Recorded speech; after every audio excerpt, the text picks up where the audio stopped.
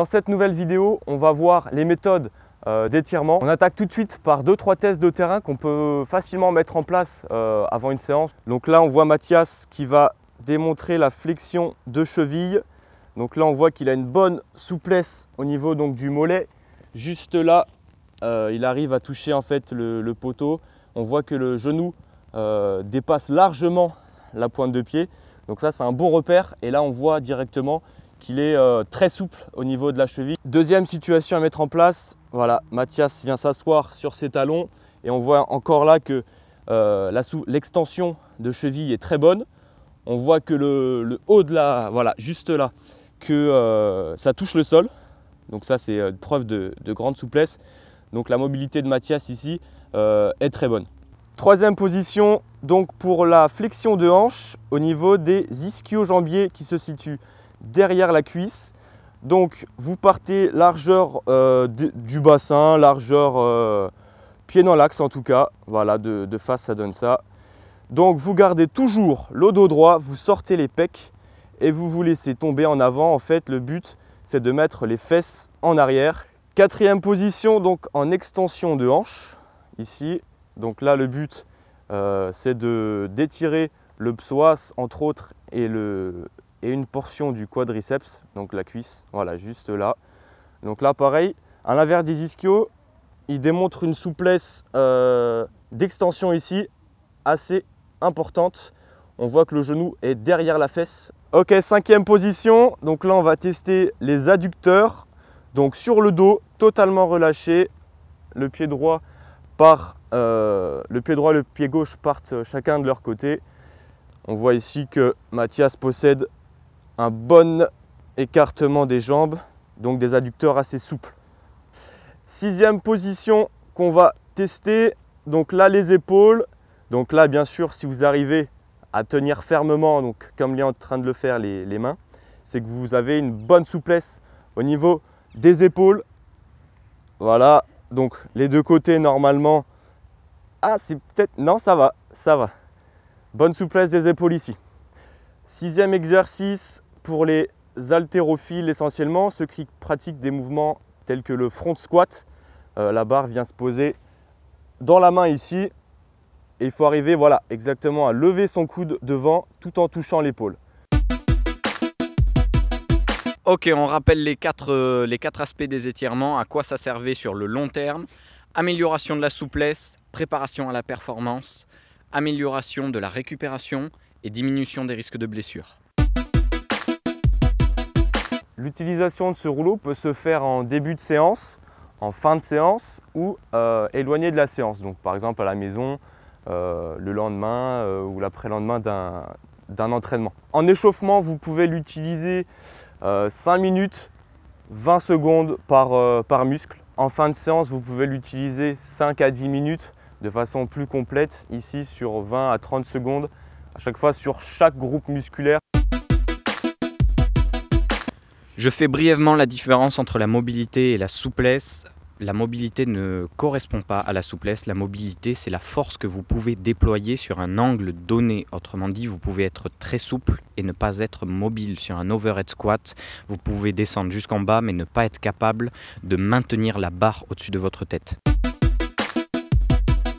Vous connaissez sûrement les étirements passifs, mais combien connaissent les étirements actifs, qui sont en plus efficaces que les étirements passifs. Donc le premier étirement qu'on peut répertorier, les étirements balistiques. Donc ceux-là, on va les faire juste avant une compétition, donc pour préparer simplement le muscle à un étirement violent.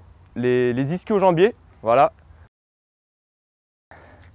Je viens me mettre contre la barrière ici et je vais simplement jeter ma jambe devant. Voilà. Pareil pour les adducteurs, donc hop, les deux mains sur la barrière et simplement à droite, à gauche, à droite, à gauche, ici avec la plus grande amplitude possible. Pour les épaules, les pecs, on va simplement faire de grands mouvements ici, grande amplitude, ou alors vers le bas, comme les nageurs qui viennent claquer. Hop. Dernier exercice qu'on va démontrer pour le mouvement balistique, simplement hop, des jetés d'avant-bras vers l'arrière pour le triceps. Viennent ensuite les étirements activo-dynamiques. Donc ils sont composés d'une phase d'étirement, d'une phase de contraction et d'une phase de contraction plus dynamique. On va les utiliser surtout juste avant une compétition pour préparer toujours le corps à l'effort. Pour l'étirement du mollet, voilà, je viens me mettre ici en flexion de cheville, tout simplement. Je maintiens une dizaine de secondes.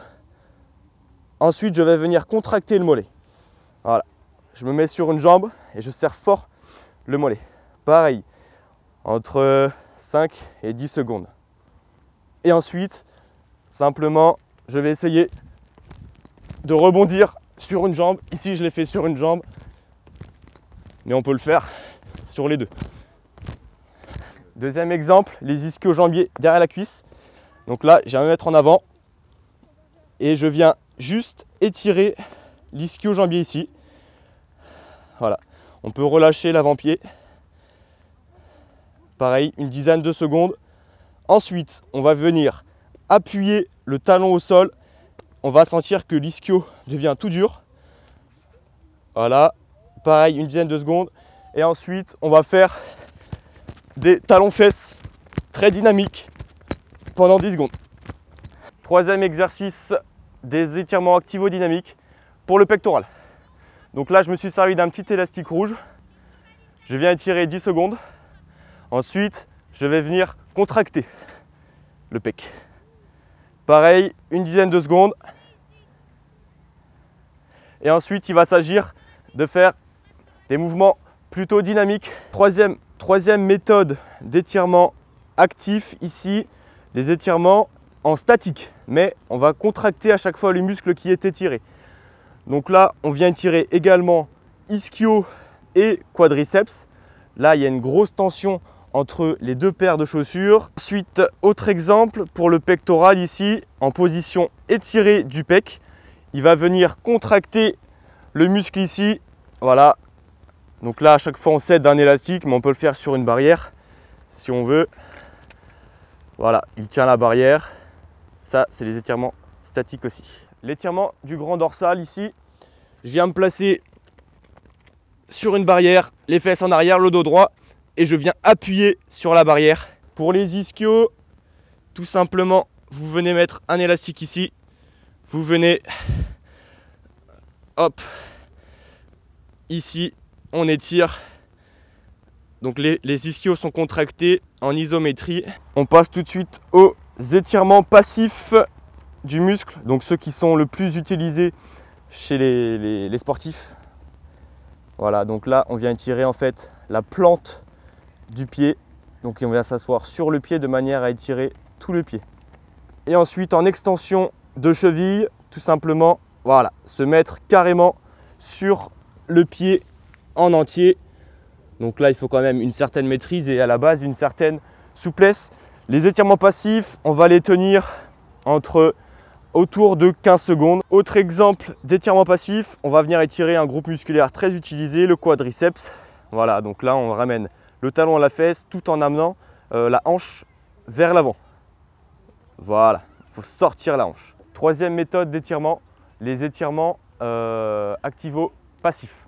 Donc la méthode PNF, la méthode contracté-relâché. Donc je vais illustrer ça tout de suite. On se met au sol, on contracte les cuisses et les fesses et on vient simplement basculer vers l'arrière en contractant. Et ensuite, je viens relâcher. Donc je vais venir m'asseoir pour reposer les quadris et je vais venir étirer ici. C'est la méthode contracté-relâché.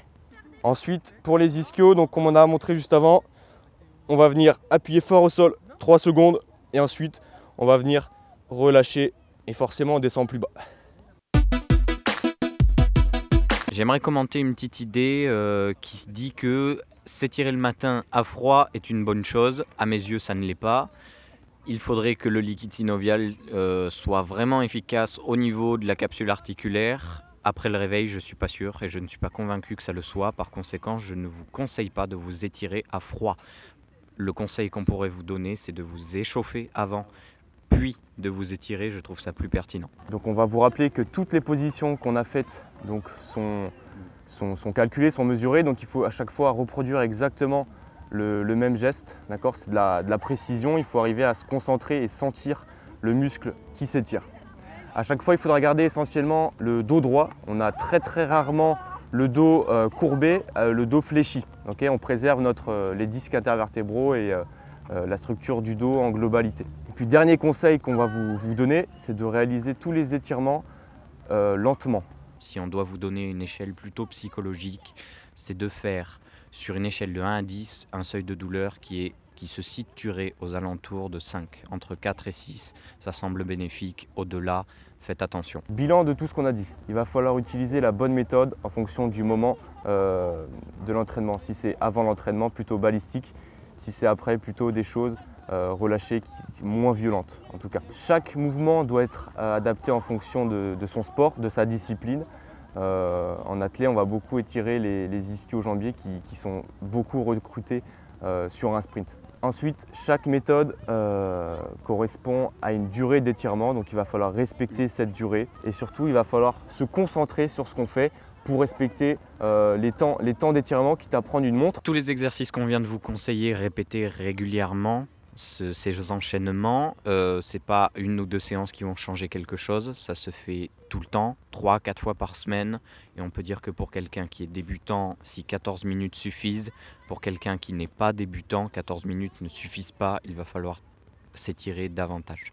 Les étirements s'utilisent à tout niveau, il n'y a pas de question d'être débutant ou d'être avancé ou d'avoir un niveau de souplesse déjà inné et bon. L'idée, c'est qu'il faut s'étirer. Les 4 aspects sont vraiment primordiaux, ce qu'on vous a présenté vis-à-vis de la récupération, etc. Vous les connaissez maintenant.